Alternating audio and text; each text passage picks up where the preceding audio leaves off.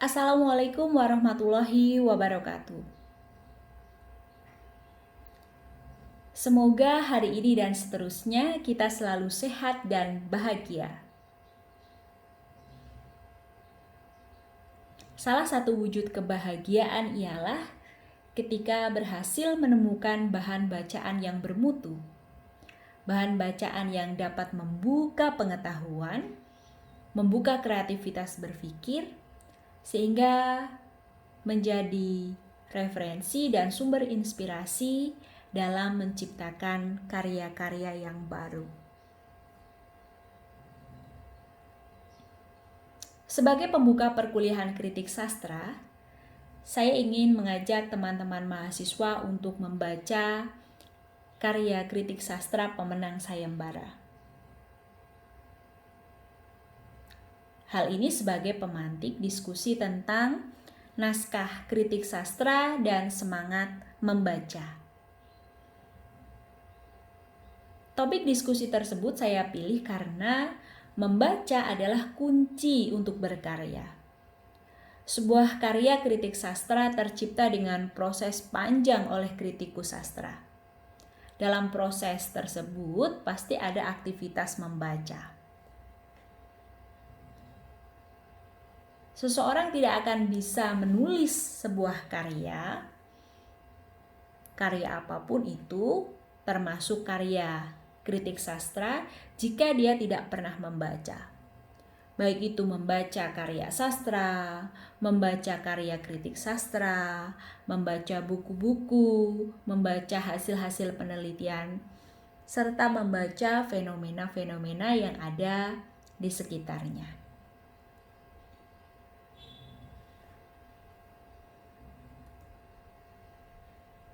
Penulis-penulis karya sastra, penulis karya kritik sastra, maupun peneliti sastra pasti sering melakukan aktivitas membaca.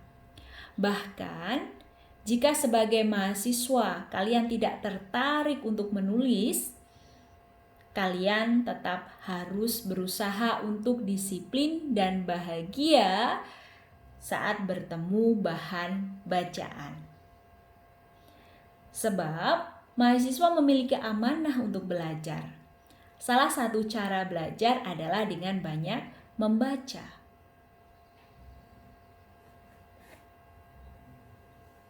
Nah, untuk itu pada kesempatan ini saya pun akan memberikan bahan bacaan kalian, sekaligus bahan bacaan ini saya pilih untuk dihadirkan sebagai gambaran produk perkuliahan kritik sastra.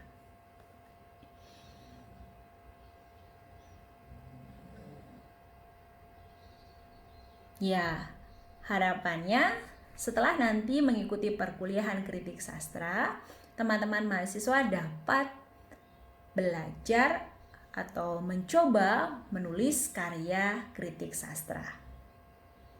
Nah, sebagai gambaran dan contoh, saya hadirkan karya kritik sastra yang bermutu sebagai bahan bacaan kalian. Nah, karya kritik sastra ini merupakan karya yang ditulis oleh Sunli Thomas Alexander. Dia adalah pemenang sayembara kritik sastra.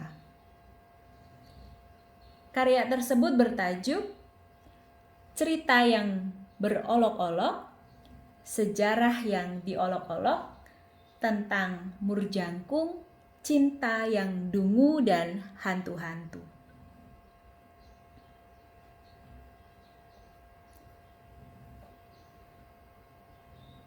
Melalui karya kritik sastra tersebut, kita dapat belajar banyak hal.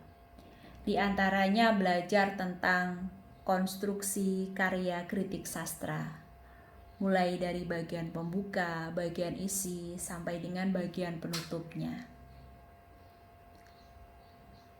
Termasuk juga kita mengetahui tentang struktur karya sastra, khususnya ulasan terhadap karya-karya A.S. Laksana, baik yang terhimpun dalam kumpulan cerpen Murjangkung maupun karya lainnya.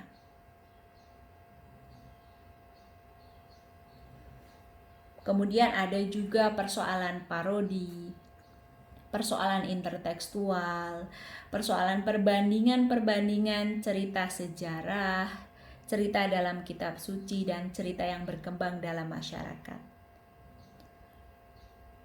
Melalui karya kritik sastra tersebut, juga dapat kita simak tentang pengetahuan berbagai karya, baik itu sastra, film, teater, arsitektur, juga pengetahuan yang diambil atau yang hadir dari berbagai gagasan tokoh-tokoh.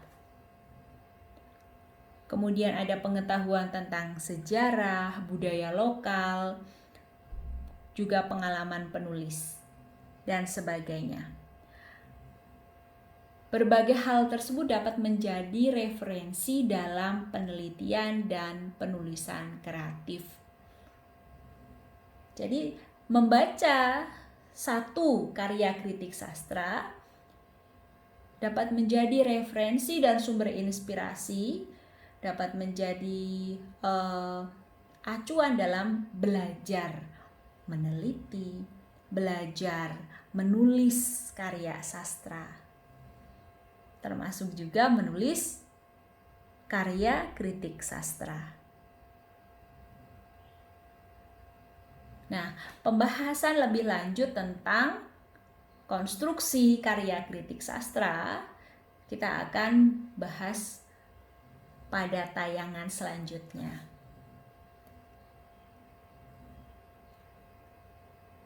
Nah, dalam kesempatan ini, saya menyampaikan hal ini untuk memotivasi teman-teman mahasiswa untuk semangat membaca. Dalam kelas kritik sastra, saya akan mengajak teman-teman mahasiswa untuk menyusun karya kritik sastra.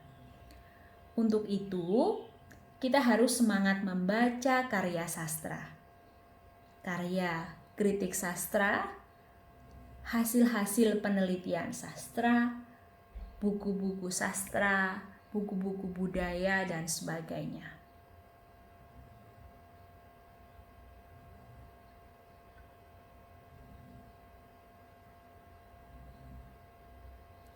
Intinya adalah kita harus selalu semangat membaca. Ayo semangat membaca.